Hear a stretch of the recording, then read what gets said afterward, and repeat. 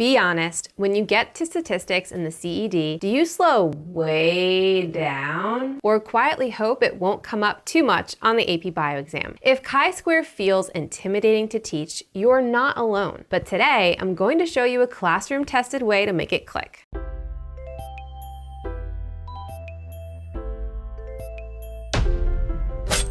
Statistics can feel like one of the trickiest parts of AP Bio to teach. Not because it's unimportant, but because it lives in that uncomfortable space between biology and math. And for a lot of students, and let's be honest, a lot of teachers, that math piece can feel overwhelming. But here's the thing, chi-square is absolutely testable. It shows up in FRQs, it's on the formula sheet, and students are expected to interpret it, not just calculate it. So today, I want to encourage you, don't shy away from the math. Instead, let's make it tangible, visual, and honestly, fun. That's where the chi-square gummy bear activity comes in.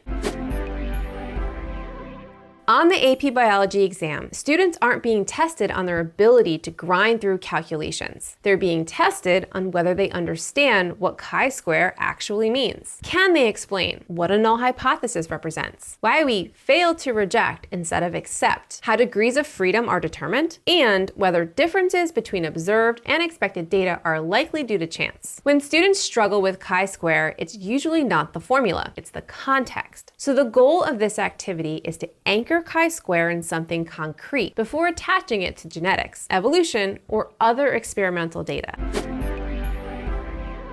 This activity uses multicolored candy to model expected versus observed distributions. Gummy bears are the classic choice, but truly use whatever works for you. M&Ms, Skittles, Sour Patch Kids. I actually first learned about this style of chi-square activity when I was attending my own AP Biology training seminar early in my teaching career. It was one of those moments where I realized, oh, this is why this works. The facilitators didn't just talk about chi-square, they had us do it, wrestle with the data, and defend our conclusions just like the students are expected to do on the exam. That experience stuck with me because it was clear this wasn't a gimmick. It was a proven, exam-aligned strategy that helps students genuinely understand statistics instead of memorizing steps. I've used versions of this activity ever since, and it consistently builds confidence with chi-square rather than fear. Quick but important note, always check for student allergies and school policies before bringing food into the classroom. And if food isn't an option, you can absolutely swap in colored beads, paper squares, or manipulatives. Same concept, same learning, no sugar crash.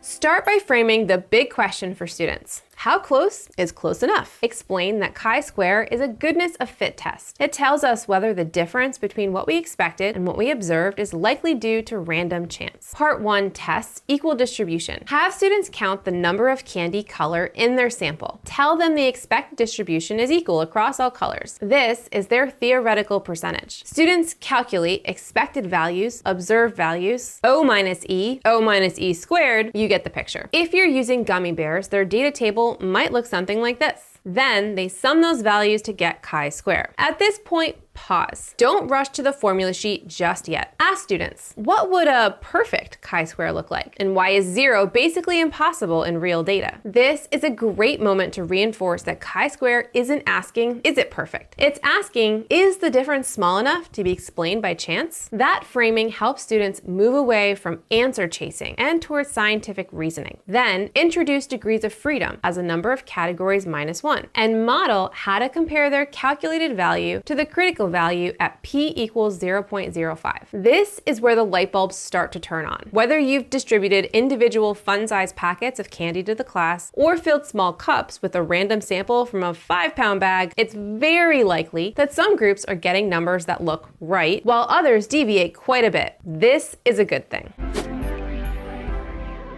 This activity is perfect for reinforcing AP Bio language. The null hypothesis states that any difference between the observed and expected candy color frequencies is due to random chance. Students often want to say, we accept the null hypothesis. This is your moment to correct that gently but clearly. The null hypothesis is always the fits the expectation hypothesis, the one we assume is true unless the chi-square value gives us enough evidence to reject it. So we fail to reject the null hypothesis when the chi-square value is below the critical value, meaning any differences are probably due to chance. We reject the null hypothesis when the value is above the critical value, meaning something else is likely influencing the results. Maybe tampering at the candy factory? Have them explain this in words, not just circle an answer. That's FRQ prep. In part 2, you can level it up by testing a new claim, like a manufacturer stating that one color appears twice as often as others. Using whole class data reinforces sample size and reduces random error. Another AP Bio win. And here's why students love this activity. It's hands-on, it feels low stakes, it makes abstract statistics visible, and yes, candy helps. More importantly, students walk away understanding that chi-square is a decision-making tool, not just a formula on the sheet. So if statistics has been something you've been avoiding in the past, let this be your sign. Lean into it. Your students and their AP scores will thank you. If you want more AP Bio classroom strategies like this, make sure to subscribe and sign up for my teacher preview course, which includes lots of free samples and lessons you can use in the classroom. Thanks for watching, and I'll see you next recap.